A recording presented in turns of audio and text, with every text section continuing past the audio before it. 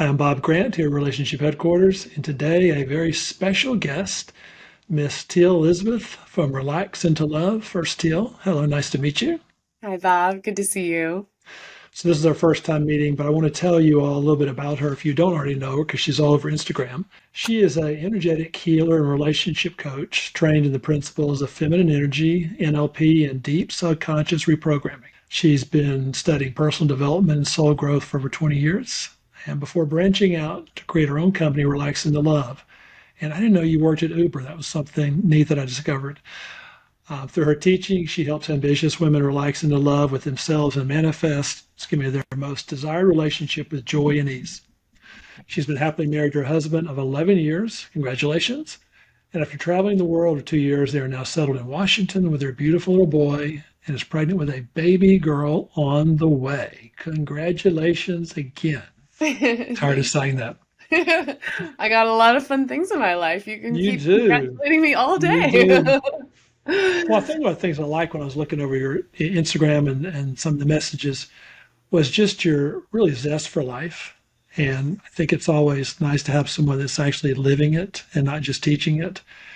And, from the traveling part to being invested with your husband for 11 years, I know what we mentioned at the beginning about, you made this transition, but how did you come about making a transition? Because going from Uber and you were doing that to this is a little bit, I don't know if it's a leap, but I wouldn't necessarily put that together, but you made it work really well. So tell us a little bit about your journey, please. Yeah. Oh my gosh. And I didn't even tell you before that. I actually went to school to study biology. I wanted to save the sea turtles. So I've been all over the You board. have it all over. But you know how they say your mess is your message? Well, this was absolutely me. I felt like for a long time I could check all the boxes in my life, except having that loving relationship. And as a driven go-getter kind of woman, it really, really bugged me that I couldn't just go get the love and check that off the box. And so all the time at Uber, building out transformational training programs and trying to save the sea turtles and doing all this stuff for the world, I was like, why can't I get a man to stick around? Like, I feel like I'm a catch. And I'm sure people listening are probably wondering the same thing. I feel like I'm a good person. My friends tell me I'm a good person. Like, why can't I get a man to stick around? And this is exactly what I struggled with for a long time. I now jokingly call it, I was stuck in this pattern that I call the hook and fizzle, where I would literally hook men in with this allure of being this fun, independent person. And then a few weeks or a few months into dating me, they would just fizzle away or dump me. And this went on for 8 years, over and over and over again. And it really started to eat away my self confidence and self worth. And that's really what kind of spurred me into this deeper world of maybe I need to learn more about relationships. Maybe I need to hire a relationship coach, even though the thought terrified me because I'm like, I don't want to admit that I have this weakness that I can't do relationships because I know that's I feel like sometimes a stigma that comes with this. It's like, oh, I can't figure out love, so I have to get help with that. But the truth is, ladies, like it is probably one of the most important things to learn and understand. And yet, we're not modeled this most of the time. We're not shown or taught how to manage our emotions or how to make a man feel safe or how to navigate conflict in a healthy way. We don't learn this in schools. So yet we're supposed to have this all figured out, right? And so that to me was my indicator of like, maybe there's more that I can learn here to help me shift out of this pattern. And I dove into the world of relationship coaching and feminine energy work, and just something really hit home for me that was able to shift the way that I was showing up around men. And that shifted my whole dynamic with how I approached relationships. And that ended up attracting in the love of my life and kind of opened up this whole world that I now teach. I think the thing I like about that is taking your zest and your zeal and actually making that work for you versus like it being a handicap. Thank you. Yeah, I mean, I'm kind of one of those people I won't give up. Like if Mhm. there's a way to figure it out, I'm gonna figure it out. That probably sometimes works against me, but No, as you're saying this for, because I've got some questions, but I want everyone to understand, because what I've seen a lot of times is when people succeed, it's like messy. It's not a clean path. It's mess up here, mess up there, and then they get the relationship they want or they achieve the goal they want, but it never happens the way they thought. Yeah. It's a lot of mess ups and trials and errors. I think that's what I appreciate the most with your story is the good grief, it's been 8 years and the willingness to see that. And Yeah. just what do I need to do versus the fates are against me or men are Right. awful or some other story we tell ourselves. Yes, yes. And it is easy to get into that trait, especially if you've had a lot of other inputs from people telling you you're not good enough or you're never going to amount to anything or all those things that they do. They start to leach into our Mhm. subconscious and we start to believe them. And that's something that I really love diving into and supporting women with, as I think you do too, is how do we actually get down into the subconscious and massage out those deeper beliefs that have kind of taken hold over our soul and rewrite that story so that we can go out into the world and have another chance. I like the thought of massaging it as opposed to making it something real traumatic or, it has to be super in depth. And, you'd alluded to, because I think you had fit the stereotype of successful woman, strong woman. I'm independent. I can take care of myself. And a lot of times I know the women's empowerment movement, was a good thing. I mean, just my mom worked, as well as my dad. And so I can't imagine her being subservient to him in that thought. But you have some different thoughts on what that means when it comes to love. How about share some of those? And I'm wondering maybe what some of the consequences of being an ambitious woman is, especially when it comes to secure, healthy partnership. Yeah, yeah, that's a really great question. This is probably the biggest problem I see in our modern day world is that women have become so ambitious and so independent that it's actually swung the pendulum too far in the opposite direction. It's like we started out as the 1950s housewife, the complete passive submissive role, and then the feminine energy, or not even feminine energy, the feminist movement came in and kind of took it by storm and says, you know what, we don't need men. We're gonna go do everything like men. We can do and be and have everything that men can have. And it really is kind of put men almost at a disconnect and a disempowering place, which I don't think serves the world either. We need men. We need to acknowledge the beauty that both men and women bring to our world. And yet somehow we've gotten into a little bit of a mindset now that we have to prove ourselves and we have to be better than men to be taken seriously and to be appreciated. And I think that that really is coming at a cost to our relationships. And I see this in the ways that women are trying to wanting to still feel like a woman, still having that chivalrous man, gentleman, but then also trying to prove themselves of being their equal partner. And it's just making things really, really messy. And so that's a big reason why I wanted to step into doing this work and be a role model for women to say, hey, you know what? We don't have to lose our sense of power and independence and badass energy, but we can do it without emasculating men and without making them feel inferior. And quite the opposite. How do we actually invert all that power and strength and hold it on our inside while still allowing ourselves to be seen as radiant and soft and gentle and kind and nurturing and loving and all the things that actually draw men in that balance out those dynamics. And that's the beauty. And I think, as you probably agree, that's what men are really seeking and wanting, anyways.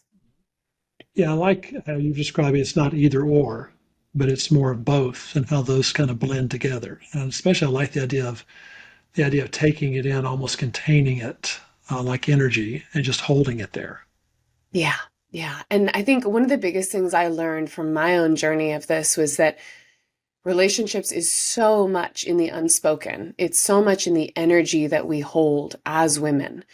And so when we think about what we're putting out there in our energy, is that coming through in the way that we want to be received, or is it actually subconsciously doing the opposite?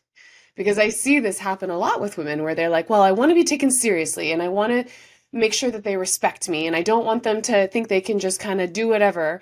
So I'm going to hold on to this, my needs and my standards and my values. But what happens is that comes out almost like energy spikes, very, very sharp edges. And it says, don't mess with me. And that doesn't actually allow men to feel safe to be in your presence.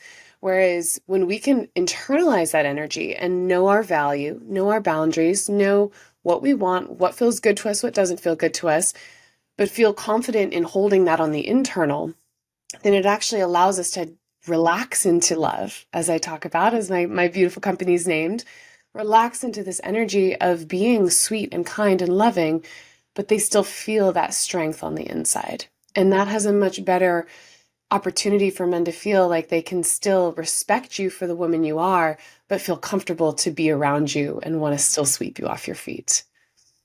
Yes, I can feel that as you're saying that, especially with the spikes and how that comes across. Sometimes when you're teaching women this, I wonder what do you say to them if they say, "Well, I want a man to be if he's strong enough, he can handle me. The issue is he's not strong enough, and so Mm. therefore, why should I change myself?" Oh, yes. That's a great, great question. And that's such a tricky one, right? And you've Because heard it, I can tell. oh yeah, oh yeah. And I'm thinking about a very specific one of my girlfriends who is a very strong, powerful woman, and she would never be like, I don't want to change myself for any man. Mhm. Um, and yet, and this is, I really want to make this distinction. This is not about changing yourself. This is not about becoming some ditzy Barbie girl or some soft little Passover. This is about how you're allowing yourself to be felt and acknowledging, hold on, I'm getting ahead of myself. My brain's going too fast. Let me take a deep breath.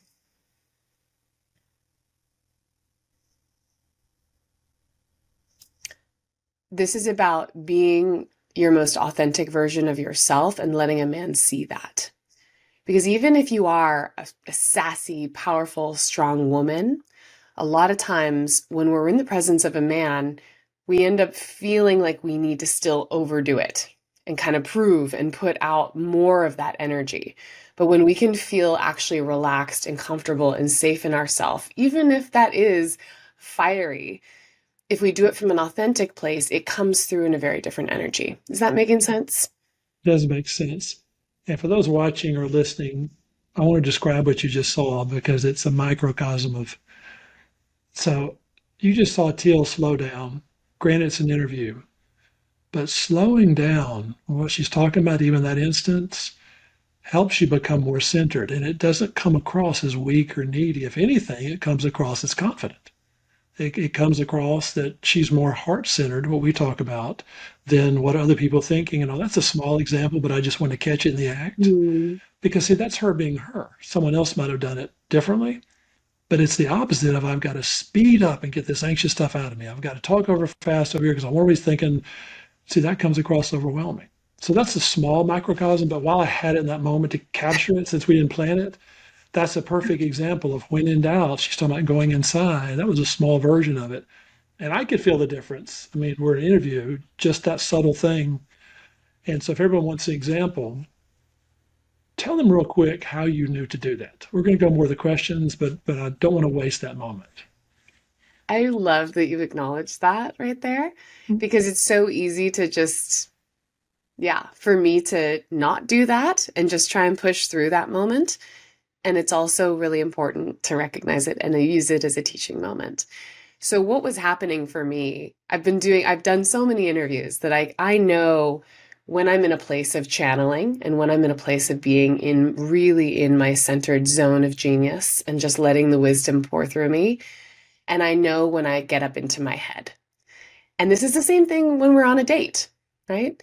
You know the feeling when you're just relaxed and you're having a good time and you're able to just kind of let the conversation flow freely. And when you're getting up into your head and getting anxious and thinking, what is he thinking? Oh, am I coming across the right way? Blah, blah, blah. And even in that moment right there, I was wanting to say all these things, but my brain was going in a bajillion directions. And I knew that if I tried to just sound smart by saying all the things my brain was trying to say, it wasn't going to come through as powerfully. And it was going to feel just a little bit inauthentic. And in And I, that moment, yeah, go ahead. no, no, no. Mm-hmm. And so in that moment, I could feel my body tightening. I could feel a little bit of constriction in my throat, and I could feel my brain starting to think about, "Uh-oh, where is this going?" And this is vulnerable for me to even share right now. No, and I Right? appreciate because all the women I talk, we talk about your emotions, why they're such a big deal to me. Notice with Teal, and you're going to hear more about her genius literally in a minute, but This to me is even more powerful because notice how it's not crystal clear. There's not a voice in the sky telling her, say this or stop here. Is it shy? And it doesn't just come to you, it's shy if you listen to it, but you can trust it. So that's a small example.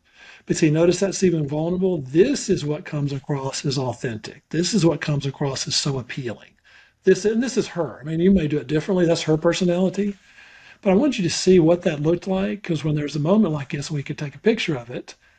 We couldn't plan this. I don't think we could script this. It's No. small, but you can see just listening to her, and she's modeling this. She's not just teaching it. Is that this works for me too? Is what she's saying. I do this stuff all the time. Also, I carry this into my marriage. I still. It's not something that stops. It's an extension of who I am. At least that's what I would say. Just watching you. I love it. This is so cool. This is so cool. And when I was, and you're right. I'm glad that it's able to come through in the way I intend, which is wanting to come back to the authentic place. Right? What is it that my heart is wanting to say? Not what my mind's trying to say or what my ego thinks it needs to say. What does my heart need to say? And now I forgot what I was even saying, No, but it's okay because I have more questions because it's in the same vein with because you titled your company "Relax into Love." That was a Mhm. good example. But why is it so hard for women to do that? Yeah, yeah. I have a whole name for it. I Mhm. have a whole name for it. I call it the crazy girl. Mhm. And it is a very, I mean, it's a very, very common thing that I hear so many times happens. And it was a huge part of me for a long time, specifically with men. I could be my relaxed, calm, cool as a cucumber self around everybody else, but when it came to men that I really liked, I would turn into this other version of me that I called the crazy girl. The one that is anxiously overthinking every interaction, that is waiting for the text messages, all those things. Um, I forgot what the question was you asked me. That's okay. Why is it so Why is hard? it so hard? Because Yeah, because the crazy girl comes through and she's wanting this so bad. And I think that when the desire is so strong and it feels uncomfortable and it feels foreign, it's so easy to try and engage with the brain to make it happen. And so that's when we get into the overthinking and the anxiety because we're trying so hard to make this thing happen. The brain loves to feel in control and feel secure. And so when there is something that is very amazing, that is activating all these senses inside of our body, it makes us feel out of control. And so the way we want to feel in control is to activate the brain to control the situation. But what ends up happening is that actually throws everything off. It disconnects us from our place of centered self. And when we do that, then we become disconnected from our authenticity and men can feel it. And they can pick up on it. They may not be able to tell you exactly, but they can feel it and they can sense something is off with her. And that's when this whole weird paradigm happens with dating that makes it so hard to just relax into love because we want it so much, but we don't want to show that we want it too much and we want to act this way. And then we have all these inputs from YouTube telling us, do this, do that, do this. And it just feels very, very confusing and overwhelming. And so, my it's a lot biggest, to remember, isn't it? I'm sorry? It's a lot to remember. It's a lot to remember. And then when, I see dating coaches and stuff saying, "Oh, here's the 6 tips to get them to want you," and all that stuff, it makes me giggle and my eyes roll because that's not what it is at all, right? And if anything, it kind of goes against it. It keeps us in our brain when really the most important thing is to relax the brain as much as possible and drop back into that heart space and say, how can I just allow myself to be present? And that's where the beautiful feminine energy piece is so powerful because the feminine is all about getting out of the head and into the heart and being present in ourself so that we can be just witnessed in that essence. But I think that's probably the hardest thing for women to do, right? Is to just be witnessed in our essence. And wouldn't you? Well, I say wouldn't you?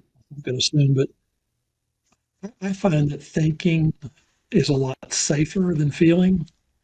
Now, this is coming from a man, so I know it certainly is. The women I listen to, they don't say it quite that way, but I found they're great at it. Some of the stuff they think up is rather amazing to me. All the different intricacies and how this happened. You had alluded to some of that. That sounds like quite the paradox to actually disengage from that thinking and actually go kind of lean back into the feeling part. How vulnerable, as a woman, how vulnerable is that when you started doing this and even now? It was terrifying in the beginning, absolutely terrifying. I think in general, women have it easier to be able to access their feelings and share their feelings maybe with other girlfriends or family members. But when it comes to sharing your feelings with a man that you really care about, that you don't want to lose or mess it up, it is terrifying to actually admit how you feel. And yet, it is the most important, or one of the most important things I think that we can demonstrate as women, because of the fact that we have this beautiful plethora of sensations, of feelings that we have so readily available to us that maybe do come more naturally to us.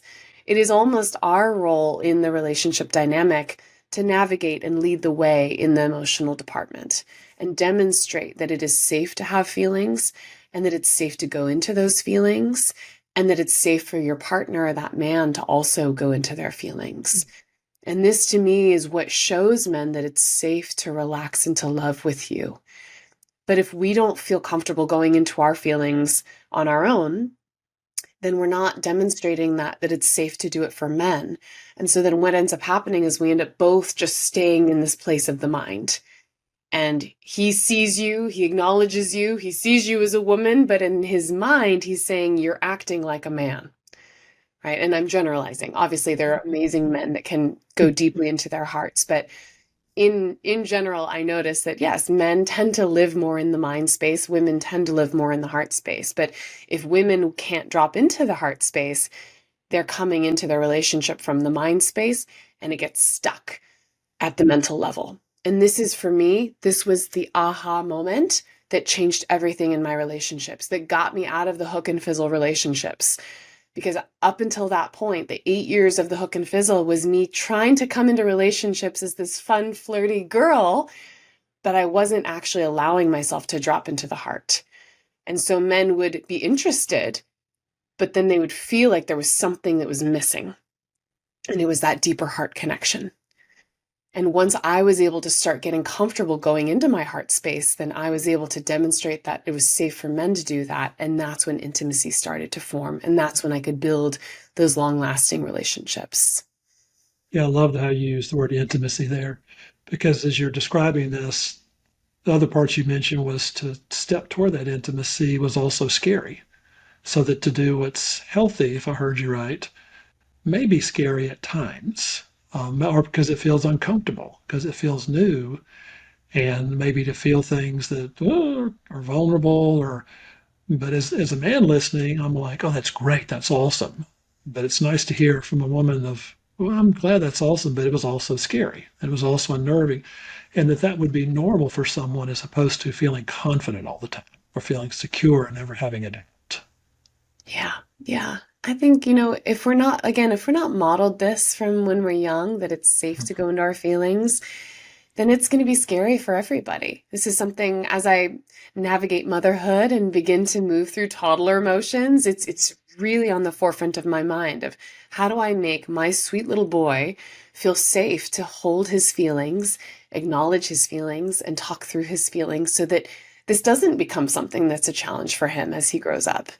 And yet, a lot of people growing up don't have those role models of mothers like that. And so it's something that we have to learn later on in life, which is why anyone listening, I'm so proud of you for taking this time to learn and acknowledge where you could have opportunities to grow within yourself. And it's a beautiful thing.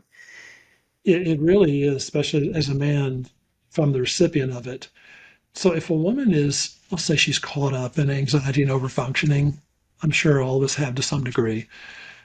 You've described some of this. So what's really going on? What's the thing you look for if you're working with someone? And really, what is it they can do? Like maybe initially. With the anxiety and the overfunctioning, Hmm. I was literally having this conversation today with a client. Yep. She's like, what do I do? I can't sleep. I can't eat. It's just taking over every bit Hmm. of me. And what I like to say is that anxiety is not it's not a bad thing. I think anxiety gets a really bad reputation and we try to just push it away, of like, go away, stop bothering me. what anxiety really is it's an indicator that something feels out of alignment with ourself. And so if we can actually look at it as something to support us in coming back home to us, then we can have a different kind of relationship with it. So anyone that's feeling a lot of intense anxiety, instead of reaching for the medical, band-aid to push it away, taking an opportunity to journal and say, okay, you know what? Pull up a seat, anxiety. Let's actually talk together and understand what you're trying to tell me here. What is going on underneath the surface? And usually that anxiety is saying something like, I don't feel safe. I don't trust myself. I don't trust this person. I'm worried. I'm nervous, right? There's usually a deeper truth that's trying to come through. And that deeper truth is so important to understand about yourself. Because when we can start to hear that, then we can work with it and give it what it needs.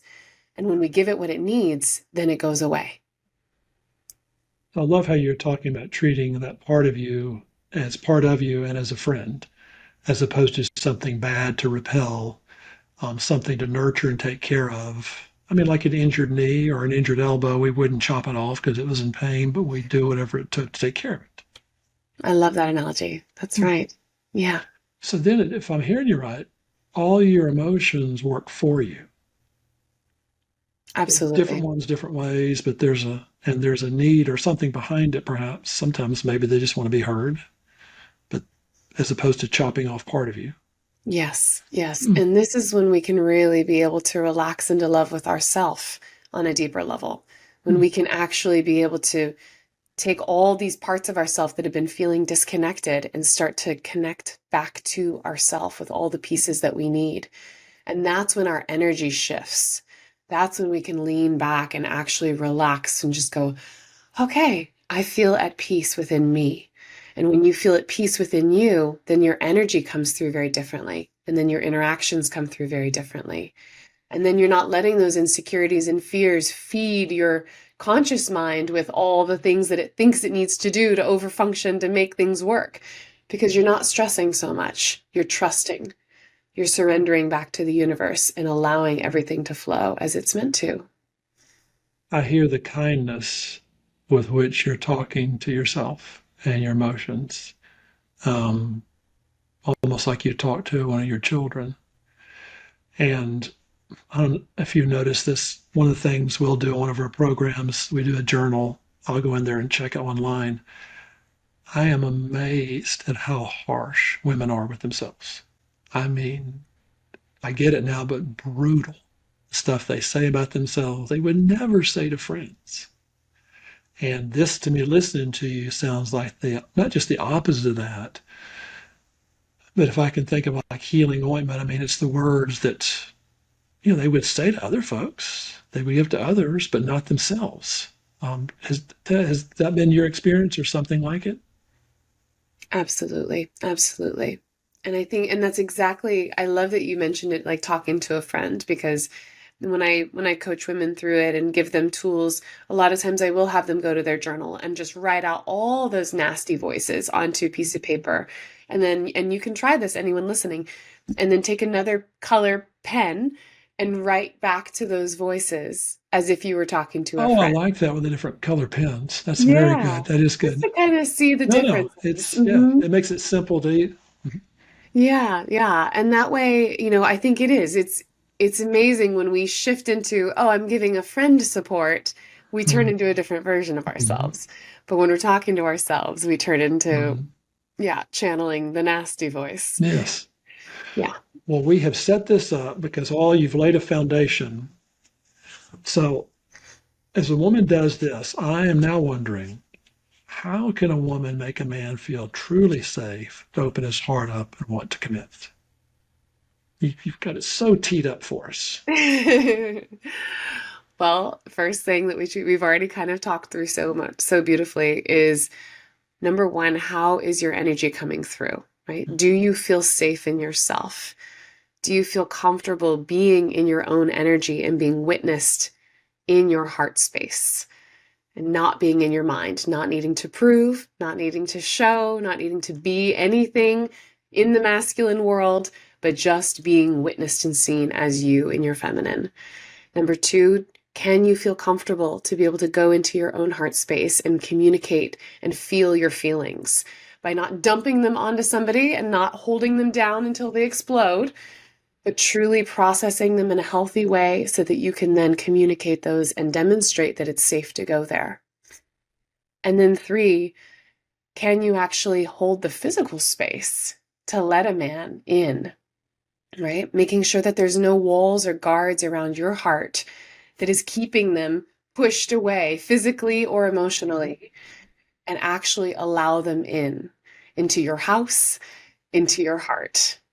Mm-hmm. I hear, especially with number three, that sounds, I think all of them, especially number three, to me sounds like there's a big degree of intentionality with that. I mean, once the foundational pieces with yourself, but there's still that choice of maybe it still doesn't feel comfortable, but I've paid attention to what's going on inside. And I still may be nervous, but that I do choose to let someone get close. I do choose to take that risk because I've been willing Yes. to look inside myself to know I can make Yes. adjustments if I have to. And I remember there being a distinct moment, Bob, in my past where I had to make that choice for myself. And it was a very eye-opening realization because up until that point, I had been subconsciously telling the universe, I don't need a man. I don't need a man. I don't need a man. My heart's like, oh, I want a partner. I want to be in love. But I'm like, but I don't need a man. Right. And then there was a moment where I said, okay, you know what? I don't need a man, but I desire to have a man in my life. I want a man in my life. And that shift made a huge difference in actually opening up my heart to receive. Because what I'd been subconsciously telling myself and telling the energy of to the world was, don't come near me. I don't want you. And that was such an eye opener for me to realize that. So it's something for each of you listening to really ask yourself too. Have you been subconsciously or energetically telling the world, I don't need a man? You know, when you're saying this, men really don't like that phrase. That's not why not to, but the way you explained it is really good because it comes across to us of, well, what am I here for? I mean, guys aren't going to say it that way, but how am I supposed to be your hero when you don't need a man or don't? Yes. Even though I know what you're saying, I don't want to be weak or needy or those things. But I love that shift from actually realizing, oh, do I dare admit what I really want? Do I dare Yes. say it out loud versus keep it kind of buried and hidden? Yes. And I see the results of that now. I didn't know you back then, but I see it. So Yes. I know you do this because of your own experience. And, you know, most of us learn something, becomes a passion, we get good at it. Now we just want to tell everybody about it. And you've got something special for Valentine's Day for all of our listeners here. So can you share about that a little bit and also how women can connect with you, especially if all this is resonating with you, Absolutely. which I'm sure Absolutely. it is. Yeah. So right now, I'm actually opening up spaces for a very intimate group sisterhood coaching program that I call Sacred Union. And this is a 2 month program that I take 4 women through to get a lot of individual coaching from me directly and going through all of my Sacred Union course materials. And this is specifically supporting women to embody and deepen into their feminine energy and learn the healthy foundations to build partnership and a sacred union for the long term. So, we're going to talk a lot about managing our emotions in a healthy way, navigating conflict, setting boundaries and holding our boundaries, clearing through fears. I love doing a lot of deep energetic healing work to release old things that have maybe been stuck in your subconscious and helping you to really step into that woman that you know you are deep down, that maybe you've been afraid to share with the world and share with men. So, if that's something that is interesting to you, I'm opening up spaces on my calendar this week to connect with women and see if this is a good fit for you. And also just here to give some extra support for any women that feel like this is something that they're really resonating with. And if you're not quite ready to jump deep dive into all the coaching work, I also have an amazing guided meditation. That's a free meditation you can download. It's called the Calling in the One meditation. And it's about a 10-15 minute guided meditation of me walking you through and deepening into that energy frequency for you to really be able to call in and manifest the one, which I think is perfectly timed with Valentine's Day. I think it's Valentine's Day, but I think that's something to be good anytime. Yeah.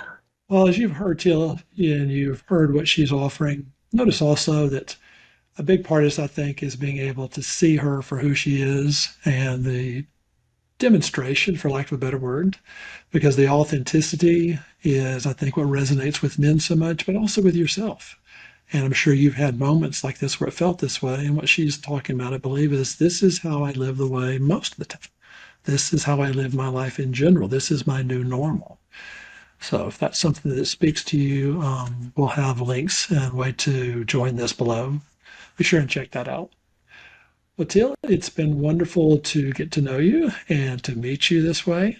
Is there anything you'd like to say to us that I didn't ask or that you'd like to comment on? Hmm. I think just a beautiful reminder for every woman listening or watching, is just that it's so easy to drop into the mode of comparison, especially in this day and age with social media just blaring in our face all the ways that we're not quote unquote there yet. And especially if there's any sensitivity around this Valentine's Day for you, I just want to remind you just how beautiful you are in your heart and soul. And just allowing yourself to take some extra time today and this week to really love on you and do some things to fill back up your own cup. A lot of times when we soak into that place of loneliness or despair or just feeling not good enough, it's coming from a place of not feeling fully connected to our own self. And so, as much as we feel like we need validation or connection from someone else to feel complete, it's really an opportunity and an invitation to ask yourself, how can I connect deeper to my own self and feel more in love with my own self? And the irony of that always is that when we yearn for that connection with somebody else, but we give it to ourselves, then we end up getting the connection from other people too. Because people can feel it, because our energy has shifted, because we're not coming into those interactions from a half full cup. We're coming into it from an overflowing cup. And when we're in that overflowing cup space, that's what makes people just magnetized to us. But when we're feeling that emptiness, instead of looking outside of ourselves to fill it up, ask yourself, how can I fill it up within me? Well, thank you so much. We've loved having you here. And be sure and check her out, her link below. And I'll look forward to talking to you next time. Thank you, Bob. This has been so much fun.